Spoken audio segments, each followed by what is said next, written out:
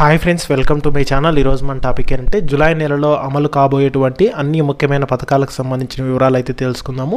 So ఈ July నెలలో ఏ పథకాలు ప్రారంభించబోతున్నారనేది తెలుసుకుందాం. ముఖ్యంగా మహిళలకు, రైతులకు, తలల బ్యాంక్ ఖాతాలకి వివిధ కొత్త సంక్షేమ పథకాలను అయితే ప్రారంభించబోతున్నారు. సో దానికి సంబంధించిన పూర్తి ఇన్ఫర్మేషన్ అయితే తెలుసుకుందాం. వీడియోని అయితే స్కిప్ చేయకుండా చివరి వరకు చూడండి. వీడియోలోని ఇన్ఫర్మేషన్ నచ్చినట్లయితే ఛానల్ని సబ్స్క్రైబ్ చేసుకోండి. వీడియో యూస్ఫుల్ అనిపిస్తే కనుక మీ ఫ్రెండ్స్ అండ్ ఫ్యామిలీ మెంబర్స్కి మన వీడియోస్ని షేర్ చేసి నాకు సపోర్ట్ చేయండి. అలాగే చాలామంది వీడియోస్ చూస్తున్నారు కానీ లైక్ చేయట్లేదు. మీరు ఎన్ని లైక్స్ చేస్తే నాకు అంత సపోర్టివ్గా ఉంటుంది. వీడియో కూడా ఎక్కువ మందికి రీచ్ అవ్వడం జరుగుతుంది. దానివల్ల ఏంటంటే వీడియోలోని ఇన్ఫర్మేషన్ ఎక్కువ మందికి తెలిసే అవకాశం అయితే ఉంటుంది. ఇక లేట్ చేయకుండా టాపిక్లోకి వెళ్ళిపోదాము. సో ఏపీ రాష్ట్ర వ్యాప్తంగా ఏపీలో మనకు ఈ జూలై నెలలో వివిధ కొత్త సంక్షేమ పథకాలను అయితే ఏపీ రాష్ట్ర ప్రభుత్వం ప్రారంభించబోతోంది. 5 కొత్త పథకాలను అయితే కనుక ప్రారంభించబోతోంది అనమాట.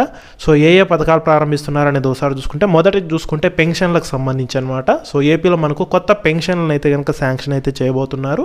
సో మనకు ప్రస్తుతం ఏపీలో ప్రతి నెల 1వ తేదీన మనకు గ్రామవార్డు సచివాలయం శాఖకు సంబంధించి సిబ్బంది వచ్చి పెన్షన్లు అందజేస్తారు. సో ప్రస్తుతం ఎన్టీఆర్ భరోసా పెన్షన్ల కింద ఒక్కొక్కరికి మనకు 4,000 రూపాయల పెన్షన్లు అయితే అందించడం జరుగుతుంది. అందులో భాగంగా ఈసారి కొత్త పెన్షన్లు అయితే ఇస్తున్నారు. ఎవరికి అంటే కనుక మనకు స్పాంజ్ కేటగిరీని అయితే కనుక ఈసారి తీసుకొని రావడం జరిగింది. స్పాంజ్ కేటగిరీ కింద అర్హులైనటువంటి వారికి మహిళలకు అది కూడా ఇవ్వడం అయితే జరుగుతుంది. అంటే పెన్షన్ తీసుకుంటున్న భర్త ఒకవేళ చనిపోతే ఆ యొక్క మహిళకు, అంటే వాళ్ళ భార్య ఉంటుంది కదా, ఆ మహిళకైతే కనుక ఈ స్పాంజ్ కేటగిరీ కింద పెన్షన్ అయితే శాంక్షన్ చేసి ఇవ్వడం జరుగుతుంది. దాదాపుగా 71,000 మంది మహిళలకైతే కనుక ఈ యొక్క స్పాంజ్ కేటగిరీ కింద పెన్షన్లను అయితే కనుక ఈసారి అందించబోతున్నారనమాట.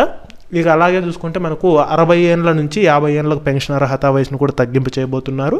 సో త్వరలోనే దానికి సంబంధించిన విధి విధానాలు, గైడ్లైన్స్ అయితే ప్రభుత్వం విడుదల చేస్తుంది. సో 50 ఏళ్ళకి మనకు ఎస్సీ, ఎస్టీ, మైనారిటీ, బీసీలకి అయితే పెన్షన్లు అందజేస్తామని అయితే చెప్పారు. సో విధి విధానాలు అయితే ప్రభుత్వం విడుదలైతే చేయవలసి ఉంది. ఇక రెండోది చూసుకుంటే మనకు రేషన్కి సంబంధించి అనమాట. సో ఈసారి రేషన్కి సంబంధించి కొన్ని కొత్త అప్డేట్స్ అయితే రావడం జరిగింది. సో అలాగే కొత్త రేషన్ కార్డులు కూడా ఈసారి ఇస్తారనమాట.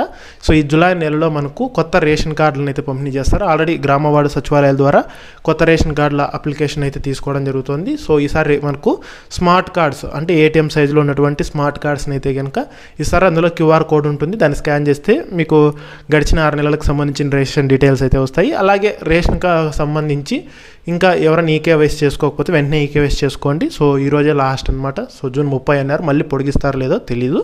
సో మనకు ఈకేవైసీ కూడా ఎవరైనా చేసుకోకపోతే సో మీ యొక్క రేషన్ డీలర్ వద్ద వెళ్ళేసి రేషన్కి సంబంధించి మీరు వేలిముద్ర వేశారు కదా, ఆ మెషిన్లో అయితే కనుక ఆధార్ నెంబర్ అనేది చెప్పి సో మీరు ఈకేవైసీ చేసుకోవచ్చు అనమాట.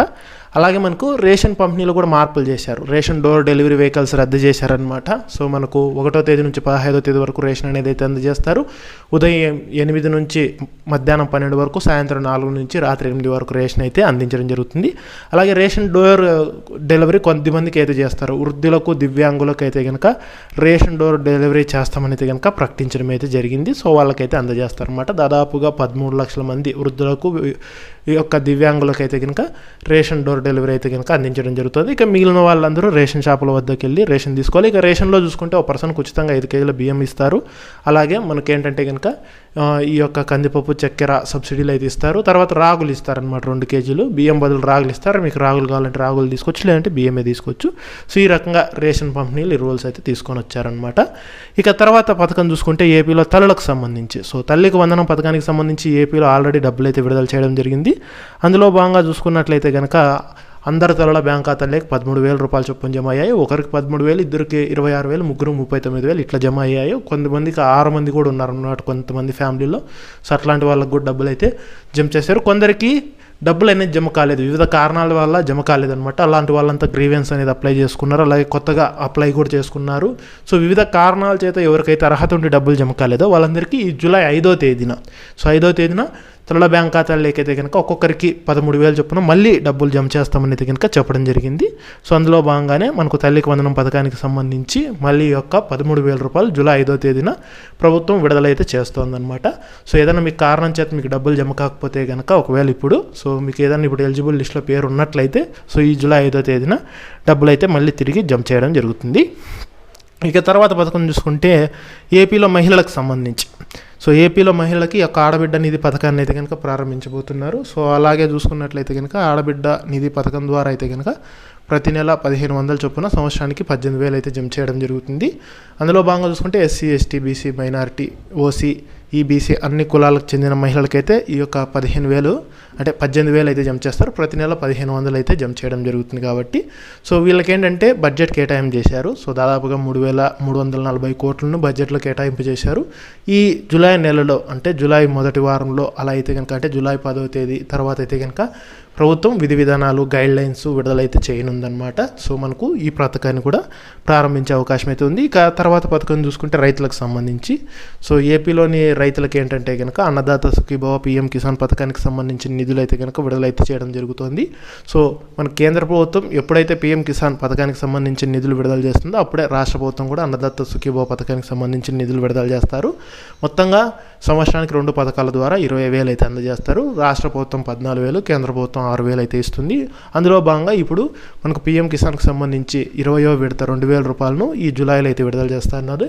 అదే రోజున రాష్ట్ర ప్రభుత్వం 5,000 రూపాయలు అనేది అయితే అన్నదాత సుఖీభావ కింద విడుదల చేస్తుంది. బడ్జెట్లో కూడా 6,300 కేటాయింపు చేసింది. ఈ జూలై 2వ వారంలో అంటే జూలై 14 ఆ తర్వాత అయితే కనుక రైతుల బ్యాంక్ ఖాతాల్లోకైతే కనుక ఈ యొక్క డబ్బులు జమ చేసే అవకాశం అయితే ఉంటుంది. ఆల్రెడీ మనకి ఏంటంటే ఈ పథకానికి సంబంధించి ఈకేవైసీ అయితే చేయడం జరిగింది. సో దాదాపుగా 44 లక్షల మంది రైతులు ఈ పథకానికి అర్హులుగా ఉన్నారని చెప్పి ప్రభుత్వం అయితే కనుక గుర్తించడం అయితే జరిగింది. సో వాళ్ళందరికీ అయితే కనుక ఈ యొక్క డబ్బులు అయితే జమ చేయడం జరుగుతుంది. మొత్తంగా పీఎం కిసాన్ పథకానికి సంబంధించి ఎవరెవరు రైతులు అర్హులై ఉన్నారో సో వాళ్ళందరికీ ఈ యొక్క అన్నదాత సుఖీభావ పథకానికి సంబంధించిన నిధులు కూడా జమ అవుతాయి అన్నమాట.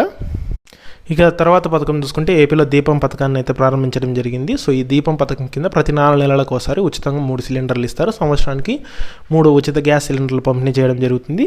సో ఈసారి మనకు ఎవరైతే గ్యాస్ సిలిండర్ బుక్ చేసుకుంటున్నారో వాళ్ళకు సిలిండర్ బుక్ చేసుకొని డెలివరీ తీసుకున్న తర్వాత డబ్బులు అయితే జమ అవుతాయి కదా. ఇప్పుడు ఏంటంటే కనుక మీకు ఆ యొక్క టైం వ్యవధిలోనే అంటే ప్రతి 4 నెలలకు ఒకసారి సిలిండర్ కదా మీరు బుక్ చేసినా చేసుకోకపోయినా డబ్బులు అనేది డైరెక్ట్గా ఆ యొక్క లబ్ధిదారుల బ్యాంక్ ఖాతాలకు జమ చేయాలని చెప్పి అంటే సిలిండర్ బుక్ చేసుకోనప్పటికీ డబ్బులు అనేది జమ చేయాలని చెప్పి ప్రభుత్వం అయితే కనుక ఆలోచిస్తుంది అనమాట. సో ఈ రకంగా సిలిండర్ ధర చూసుకుంటే దాదాపుగా 890 రూపాయల వరకు ఉందన్నమాట. 870 నుంచి 890 వరకు.